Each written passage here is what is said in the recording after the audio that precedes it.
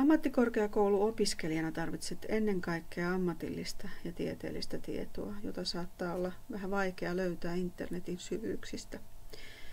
Seuraavassa käynkin lyhyesti läpi opiskeluun liittyvän tiedonhaun piirteitä ja anna vinkkejä siihen, mistä terveysalan tietoa kannattaa yleensäkin etsiä. Opiskelijan tiedon tarpeet voidaan karkeasti jakaa 4 eri tyyppiin. Päivittäin tarvitset todennäköisesti faktatietoa. Oli sitten kysymys opiskelijayhdistyksen yhteystiedoista tai vaikkapa siitä, kuinka monta ihmistä viime vuonna sairastui Suomessa diabetekseen. Tämmöisissä tilanteissa Google voi olla hyvinkin nopea ja helppo työkalu.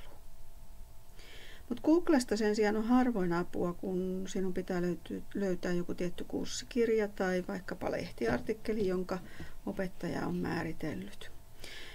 Kirjastojen kokoelmatietokannat auttavat kirjallisuuden löytämisessä, mutta lehtiartikkeleita voi olla vähän hankala tavoittaa, ellei tiedä mistä lähteä liikkeelle. Internetsurffaus tai oppikirjojen selailu voi olla hyvä tapa tutustua uuteen asiaan. Mutta erityisesti verkonlähteiden kohdalla on hyvä olla tarkkana, sillä tiedonlaatu verkossa vaihtelee paljon. Lähteiden arviointia me opetellaan sitten myöhäisemmässä osuudessa. Ihan jo ensimmäisistä viikoista alkaen joudut kirjoittamaan paljon esseitä. Ja niihin tarvitset luotettavaa ja monipuolista tiedonlähdettä. Pelkkien avoimen verkon tietolähteiden käyttäjä voi saada hyvinkin napakkaa palautetta opettajalta.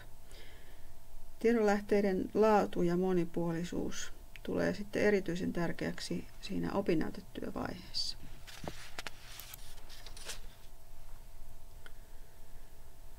Opintoihin liittyvän tiedonhaun pitäisi yleensä olla tavoitteellista.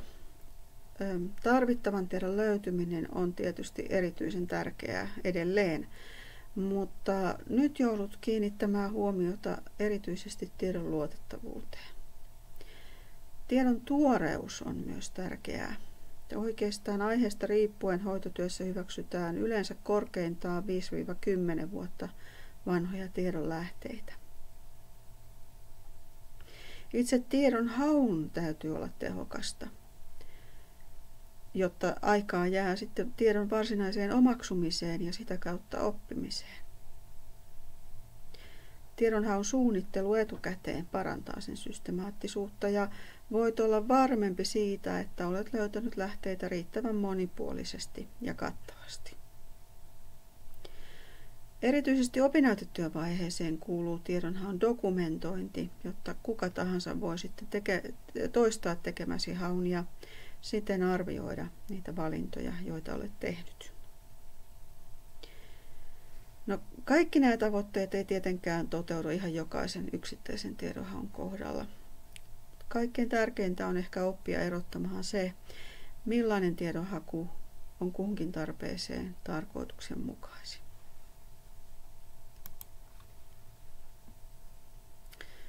No, edellä käydyn perusteella on varmaan helppo ymmärtää, että Google ei aina riitä ammattikorkeakoulun opiskelijan tiedon tarpeeseen. Yksi suurimmista ongelmista on tiedon laadun hajonta ja toinen on se, että tiedonhaun tulokset vaihtelevat suuresti sen perusteella, kuka hakua milloinkin on tekemässä ja minkälainen on esimerkiksi hänen hakuhistoriansa. Tiedon valtava määrä taas aiheuttaa sen, että olennainen helposti katoaa tuloslistojen uumeniin. Kuinka moni meistä esimerkiksi useinkaan katsoa paria ensimmäistä sivua pidemmälle, kun käy läpi näitä Googlen tuloslistoja. Oma ongelma on tietysti se, että kaikki tieto ei ole internetissä, vaikka usein siltä vähän vaikuttaisikin.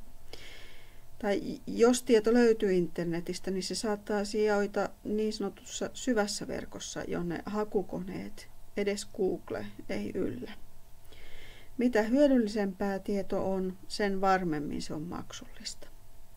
Ammattikorkeakoulun opiskelijana olet sikäli onnellisessa asemassa, että kirjasto on ostanut sinulle pääsyn useisiin hoitoalan tärkeimpiin tietolähteisiin. Niistä kerron lisää hieman tuonnempana.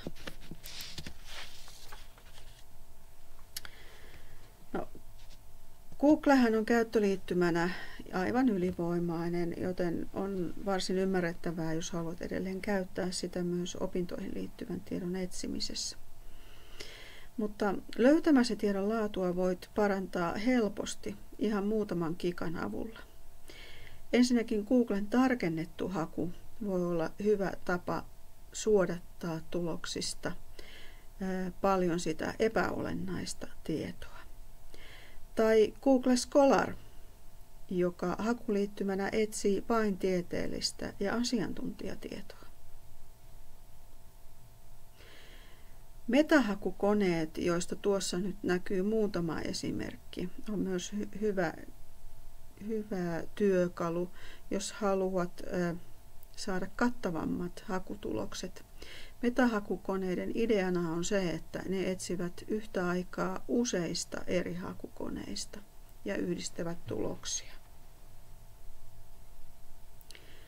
Yksi erittäin hyvä tapa on edetä asiantuntijaorganisaatioiden sivuilta. Eli kannattaa miettiä, mikä organisaatio tuottaa sitä tietoa, jota tarvitset. Esimerkiksi Terveyden ja hyvinvointilaitoksella ja Kelalla on omat mittavat tutkimusyksikkönsä ja useimmiten niiden tuottama tieto on heidän verkkosivuillaan vapaasti käytettävissä. HAMKin opiskelijana yksi tärkeimpiä tietolähteitä on ilman muuta HAMKin kirjaston Finna, josta löydät paitsi kirjaston perinteiset ja sähköiset kokoelmat, myös linkit hoitotyön tärkeimpiin tietokantoihin. Ehkä kaikkein tärkeimpiä kotimaisia tietokantoja hoitoalalla on Medic, josta löydät tietoa kotimaisista terveysalan artikkeleista ja julkaisuista ja tutkimuksista. Melinda kattaa kaikki Suomen korkeakoulukirjastojen kokoelmat, eli sitä kautta pääset katsomaan kattavasti koko maan tilanteen. Terveysportti ja kuntoutusportti on päivittäin työelämässä tarvittavaan tietoon niin kuin ehkä parhaita tiedonlähteitä, ja aika usea sairaala onkin hankkinut käyttöoikeudet nimenomaan terveysporttiin. Sähköisiä artikkeleita. Tässä opintojen aikana sinun kannattaa lueskella Talentumin mediuutisista tai Talentumin terveystalouden kanavalta. Ulkomaisia tutkimusartikkeleita tarjoavat Sinal ja PubMed.